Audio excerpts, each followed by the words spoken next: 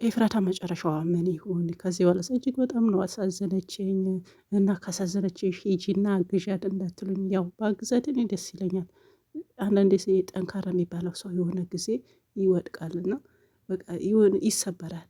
ይሄ ሰው ጎበዝ ነው፣ ይህ በቃ ጠንካራ ነች፣ ወይም ደግሞ ጠንካራ ነው፣ ሁሉም ነገር ችለዋለች፣ እንደው ምናምን ይባላል። ግን የሆነ ጊዜ እንደዚህ ሄድና ይደክማል። ሲደክም ደግሞ ሲበዛበት በጣም ጠንካራ የተባለው ሰው ሲወድቅ እናየዋለን። እና አሁን ኤፍራታን ያየሁባት ይሄ ነው። ደከማት። በቃ መስዋዕት መሆን እስካለባት ድረስ ሁሉም በእሷ ላይ የመጣውን ለማለት ሞከረች። ግን አሁን መጨረሻው ያው የራሷ ጊዜ ሲሆን አልቻለችም። ያው የሰው ነገር ያው ትወጣዋለች። አሁን ማነው ናታን እንዳይጎዳ ነበረ ሳትፈልገው ያፌትን አግብታ መኖር ፈለገችው። ያ የሰውም ድረስ መስዋዕት ትከፍላለች ማለት ነው። አሁን ያፌት ወዳው አፍቅረው አይደለም፣ የግድ የምትወደውን ናታን ማዳን ስላለባት ነው እሺ ያለችው። ናታን እንዳይጎዳ ፈልጋ። አያችሁ፣ የሰው ራሱ መስዋዕት ትሆናለች። ቤዛ ራሱ ናታን እንዲያገባ ፈቀደች። ያው እህቷም ስለሆነች እንዳትጎዳ ፈልጋ ነው። የሰው እያለች ራሷን እየተጎዳች እናያታለን ብዙ ጊዜ ባየ ነው። እንደዚህ አይነት ሰዎች አሉ፣ የራሳቸው ሳይሆን የሰው መስዋዕት የሚከፍሉ ሰዎች አሉና በቃ ይሁን በራሳቸው ጊዜ ደግሞ እንደዚህ የሆነ ምርር ያለ ነገር ሲመጡ ጠንካራ የተባሉ ሰዎች በቃ የመሰበር ባህሪ ሲሰበሩ እናያቸዋለን። አሁን ኤፍራታ ያው ያየሁባት ይሄ ነውና ምንም ጠንካራ የተባለ ሰው የሆነ ጊዜ ይሰበራል፣ ያቅተዋል፣ መቆም አይችልም።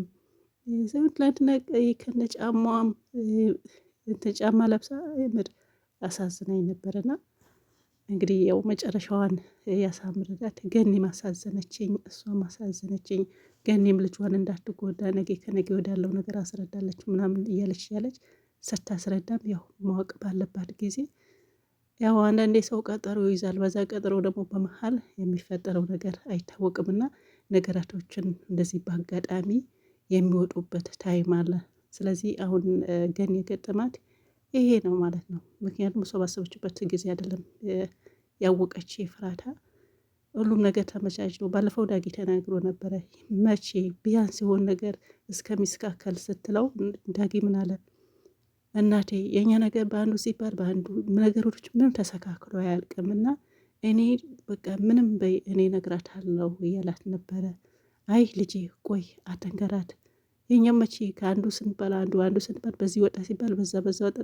ስለዚህ ምንም መከራ ችግርን አልለቀቀንም። ስለዚህ መቼም ስለማይላቀቀን የግድ ማወቅ አለበት እያለ ያው በደንብ እንትን ብሏት ነበረ። እና በዛ ሰዓት ራሱ ብታውቅ ይሄን ያክል እኔ ትጎዳለች፣ በሰዓቱ ግን ትረሳዋለች።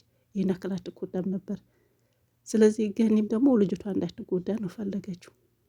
ግን የናታና የዳጌን ሀሳብ ትክክል ነበረ። ያኔ ብታውቅ ኖሮ ይሄን ያክል ከናታም ያላትን እንትን አይልም ነበረ።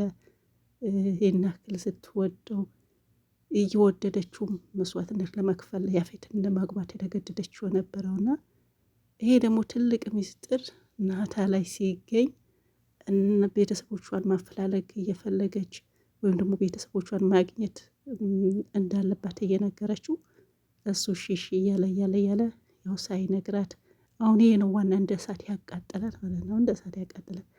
ስለዚህ በጣም አስቸጋሪ ነውና እንግዲህ ያው ጎበዝም ሰው እንደዚህ ይሰበራል አንዳንዴ፣ አይችልም ጠንክሮ የኖረም ለማለት ያህል ነው።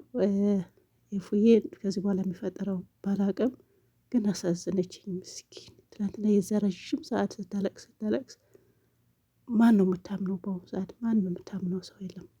የምር አያሳምኑም ሲጀምር ማለት ነው። ቤዛ ደግሞ ያለውን ነገር ማወቅ ፈልጋለች። እነሱን ገግመዋል፣ አይነግሯትም። ጥሩ ነው ቢነግሯት ምን ተመጠ ነው። በነገራችን ላይ እንደመጀመሪያ አይደለችም። እስር ቤት ገብታ ከወጣች በኋላ ተሻሽላለች ማለት ነው። እንደመጀመሪያው ቀዥም አያደርጋትም።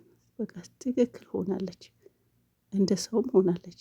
አንዳንድ እንትኖች ቢኖርባት ናታና የኤፍራታ ጉዳይ ሲነሳ አሁንም እዛው ሆነችና ግን እንደ መጀመሪያ ልጅም ትሻላለች። አሁን ያለው የተፈጠረው ነገር ግራ ግብት ብሏታል።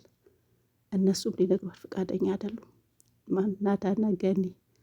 ስለዚህ ያው ቀጢ ምን ማድረጋችን ብታውቂም የሚጠቅምሽ ነገር የለም ብለውሻል። ቻዩ ቤዝዬ፣ እስቲ ገኒን እናይሻለን። ሰላማችሁ ይብዛ ባይ